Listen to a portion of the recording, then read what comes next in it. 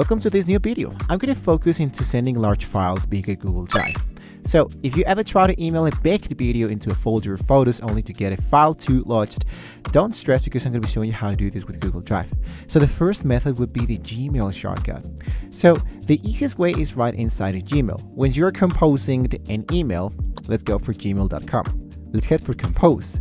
And let's say that I want to be sending an actual mail for this actual subject. Let's go for 8 big stars at gmail.com. Now, my subject would be large file.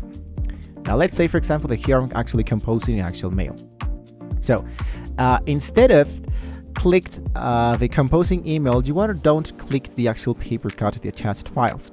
Instead of that, you want to select your file from your drive or click upload to grab it directly from the actual computer. So Gmail will automatically turn that giant file into a neat little link that anyone can click to download.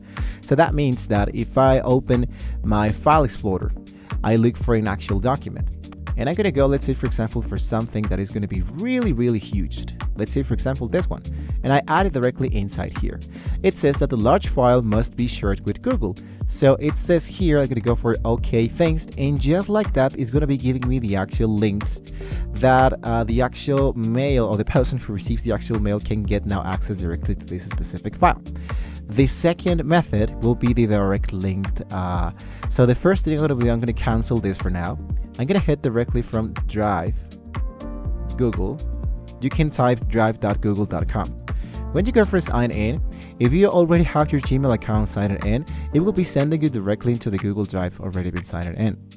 Now, what you want to do is to right click a file. Let's say, for example, that I do have an actual file directly into my. And when I select one element, I'm going to right click and look out for the element that says show copy link. So basically what's going to happen is that if you wanted, of course, to manage the actual access, I'm going to key into manage access. So this is the most important step because if you don't change this, they won't be able to open this and they might need it to get an actual, let's say like a key to get access in here. So what it says, anyone with the actual link can become an actual editor. So make sure that you have updated the actual link, copy the actual link, and anyone who have access to this link, they're going to be having now access to download this actual file. Now inside here, this incognito mode, for example, I'm going to do this test. I paste the code, and as you can see, I'm inside now actual this linked. So what I just need to do is to go for the option that says share, download, and I'm actually good to go. A pro tip that I can give you is that if you want to send files, don't waste the time sending files one by one. Put them all into a single folder into Google Drive, then right click and share the entire folder. This is going to be really, really fast when you want to share more than one actual document. And for that, for example, this is the reason why I do have folders directly inside here.